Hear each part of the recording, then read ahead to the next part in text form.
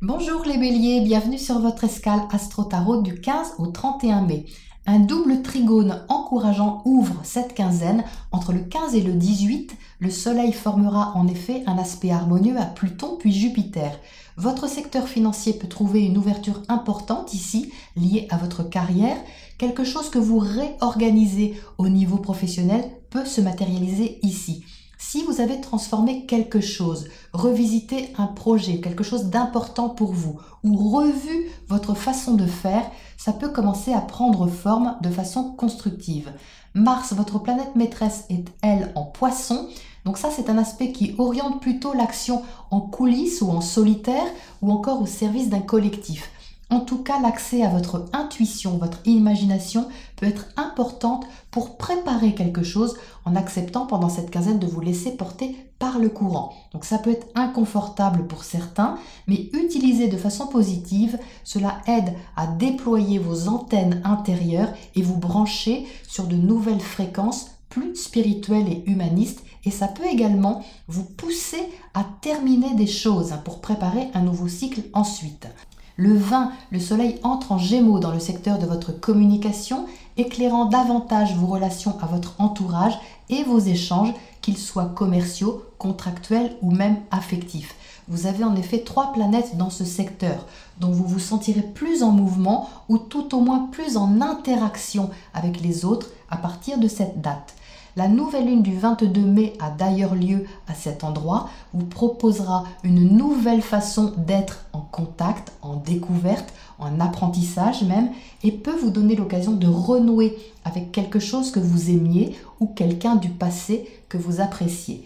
Attention toutefois aux illusions, le carré de Vénus à Neptune floute les sentiments sur cette quinzaine, donc tentez de garder votre discernement pour ne pas vous emballer, que ce soit affectivement ou financièrement, surtout si vous n'avez pas toutes les données. Vous êtes invité au contraire à voir clair dans vos valeurs, vos sentiments et à régler ce qui doit l'être autant que vous le pouvez bien sûr. Le trigone du soleil à Saturne vous aidera à développer un réseau social, amical, à favoriser les interactions d'une façon nouvelle. Là aussi, toutefois, prudence en cas de toute nouvelle relation tant que Vénus est rétrograde. Donc ça n'empêche pas les moments de plaisir et de légèreté, mais sans chercher à voir trop loin pour l'instant parce que cette configuration peut rendre un peu confus. Le 25, un sextile de Mars à Uranus, planète de la nouveauté, peut vous apporter une nouvelle source d'inspiration. C'est très positif pour tout ce qui est créatif, artistique. Ça peut vous donner l'occasion d'expérimenter le sens du courant d'une façon fort agréable si vous consentez à lâcher prise. Car si vous tenez au contraire à courir sous l'eau à tout prix, ça risque d'être moins efficace pour avoir des résultats. J'en parlerai dans la vidéo de la nouvelle lune vers le 20. En attendant, tout n'est pas visible les béliers, mais ce n'est pas pour autant qu'il ne se passe rien sous la surface. Gardez confiance. Voilà pour votre point astro. On passe maintenant à votre tirage pour voir ce que les tarots précisent sur cette ambiance pour vous. Alors les béliers, au vu de ce tirage, il ressort que ce n'est pas la communication qui ressort le plus sur cette quinzaine comme je viens de le dire, mais plutôt l'apprentissage de quelque chose. C'est-à-dire que cette nouvelle lune en Gémeaux, cette concentration de planètes en Gémeaux que vous avez, c'est-à-dire Vénus, Mercure et le Soleil, peut vous apporter plus de contact, bien sûr, mais ici, j'ai plutôt la notion qu'il s'agit de réapprendre quelque chose. Vous entrez avec la justice. La justice est une carte relationnelle, mais c'est surtout une carte d'équilibre, de rééquilibrage. On demande ici à ce que vous sentiez la justesse en vous, que ce soit au niveau de votre position ou que ce soit au niveau de votre relation à l'autre. Donc c'est aussi ce que demande bien sûr cette Vénus rétrograde, c'est-à-dire de revoir vos relations. On est dedans avec cette justice.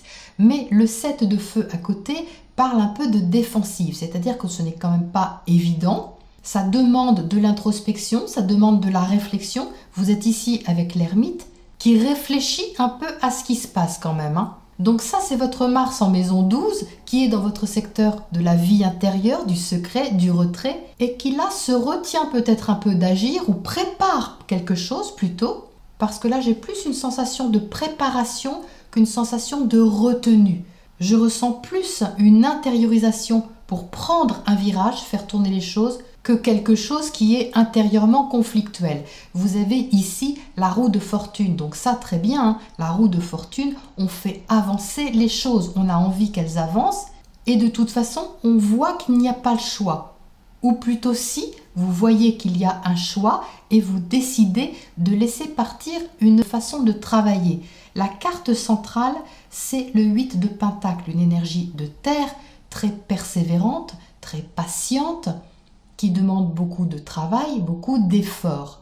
Donc ce qui est au centre de votre tirage, que ce soit votre travail, votre carrière ou un projet au long cours, quelque chose d'assez stable que vous avez en cours, qui est en train de se développer, qui est en train de se construire, eh bien ça demande une réadaptation. Parce que le 8 de coupe à côté, il demande que vous laissiez quelque chose derrière au niveau émotionnel. Donc c'est peut-être une chose à laquelle vous teniez, hein, parce qu'avec la Terre, on s'attache aux choses. Hein. On est quand même encore jusqu'au 20 dans l'énergie du taureau, qui s'attache à la matière, qui s'attache au bien. Au centre, on va dire, de votre énergie, de votre préoccupation, il y a certainement quelque chose de concret auquel vous tenez, mais dont vous devez réadapter un peu l'orientation. Il ne s'agit pas de tout laisser tomber, il s'agit de réadapter, puisque ce 7 de Pentacle ici invite à l'effort, invite à la réflexion, à la préparation pour redonner un élan. Mais vous voyez ici, on a le page de terre qui est inversé. Donc, il y a beaucoup d'énergie de terre, hein, tout ça c'est de l'énergie concrète. Le page, c'est un enfant, vous voyez, donc lui, il apprend à faire. C'est-à-dire qu'il y a quelque chose de nouveau qu'il ne maîtrise pas dans la matière. Il sort inversé parce qu'il ne sait pas trop comment placer ses billes. Il apprend. C'est-à-dire que tout ce qu'il savait avant, on va dire, avec ce 8 de Pentacle qui était assez stable, assez stabilisant, rassurant, qui se déroulait d'une manière un petit peu habituelle, routinière et structurée, eh bien demande ici à être abandonné ou tout du moins une partie pour réapprendre d'une autre manière ici. Et ça, forcément, ça pose réflexion avec ce 10 d'air qui est une carte reliée au mental, à l'intellect. Le 10, c'est une culmination, on arrive à un bout de cycle. La tension mentale a sûrement été maximale. Et là, c'est terminé, vous clôturez un cycle. Vous avez certainement réfléchi à quelque chose assez longuement sur cette période et vous savez que quelque chose est en train de tourner, de pivoter, que ce n'est pas forcément la peine d'insister dans une direction donnée et qu'il faut mieux réadapter votre projet, réadapter votre orientation. Là encore, hein, il ne s'agit pas de mettre fin à tout, à toute une carrière ou à tout un projet, mais juste de la redéfinir autrement, d'être patient dans le fait de placer les choses, d'apprendre ou de réapprendre à faire d'une autre manière en lâchant un peu prise sur la façon que vous aviez de faire auparavant. Ce 10 d'air, il vous demande de lâcher le mental, c'est-à-dire que vous avez pris une décision ou au moins la décision d'une direction avec cette justice ici. Vous avez un peu pesé le pour et le contre, hein.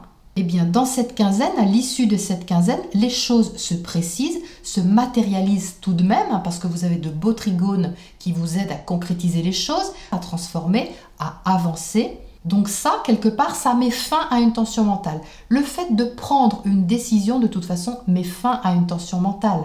Car ce qui est éprouvant au niveau intellectuel, au niveau de la pensée, c'est le questionnement perpétuel.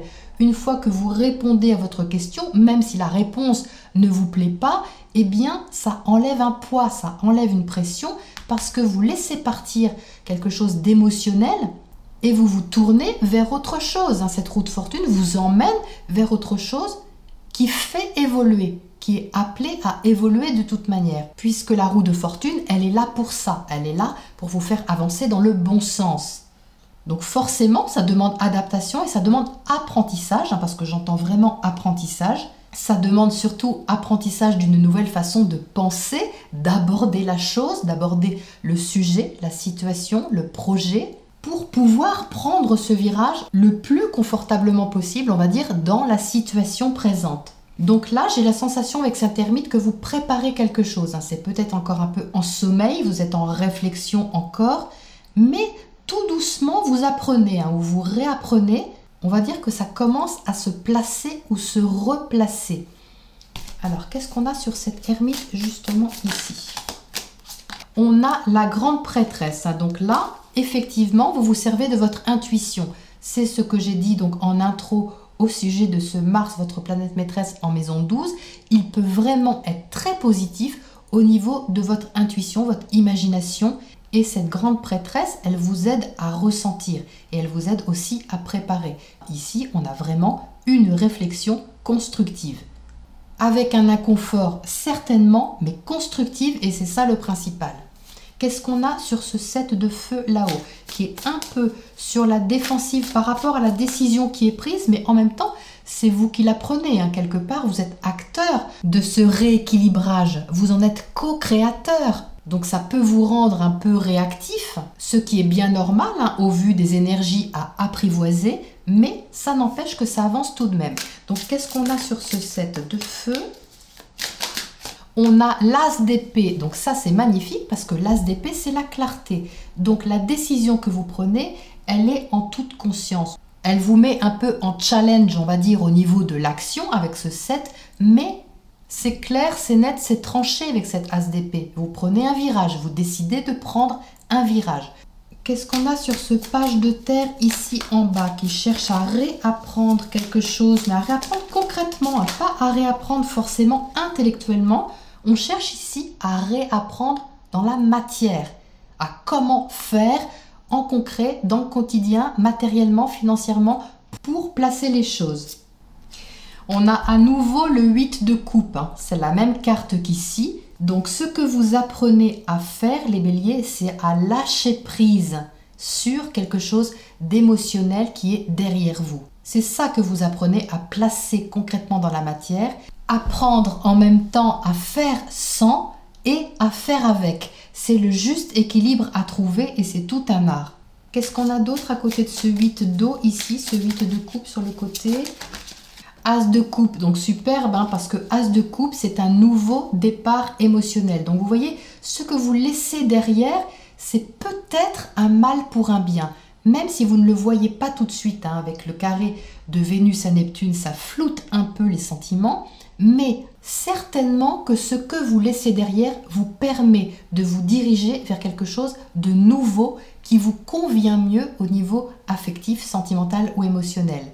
Une nouvelle ouverture de cœur sur qu'est-ce que vous aimez vraiment, qui est-ce que vous aimez vraiment, qu'est-ce que vous aimez vraiment faire. C'est ce genre de question qui est posée ici et qui va se poser à vous en fait, tout naturellement. Alors, qu'est-ce qu'on a comme oracle conseil pour terminer ce tirage pour vous les béliers?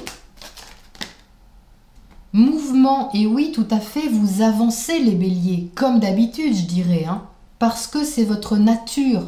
Vous ne pouvez pas, par définition, rester statique. Il y a cet élan de vie, regardez ce rouge qui ressort. Ce sont des cartes de vitalité. Alors oui, Mars est en poisson, c'est pas là qu'il est le plus à l'aise pour le moment, mais au centre, vous avez cette faculté d'initier, de foncer, de créer et de bouger. Donc ce mouvement, c'est celui qui se produit en vous, les béliers. C'est en vous que ça se produit pour commencer. Et cette préparation que vous avez, même si vous avez l'impression que c'est un peu statique sur le début de la quinzaine, comme je vous le disais, ce n'est pas parce qu'il ne se passe rien à l'extérieur que sous la surface, ça ne bouge pas. Au contraire, c'est en train de bouger, d'avancer, de permuter vers quelque chose de tout à fait nouveau. Et ça va vous redonner de l'énergie, comme la sensation qu'on remet une grosse machine en route, si vous voulez. Mais cette nouvelle lune, elle va quand même vous convenir, les béliers, parce qu'elle est en harmonie avec votre signe. Et dans l'apprentissage des Gémeaux, il reste cette notion de découverte, de challenge, d'apprentissage, et ça va vous aller. Même si c'est compliqué au départ, ça va vous aller. Voilà les béliers, pour cette quinzaine de mai. Je vous retrouve dans 2 semaines pour la prochaine escale.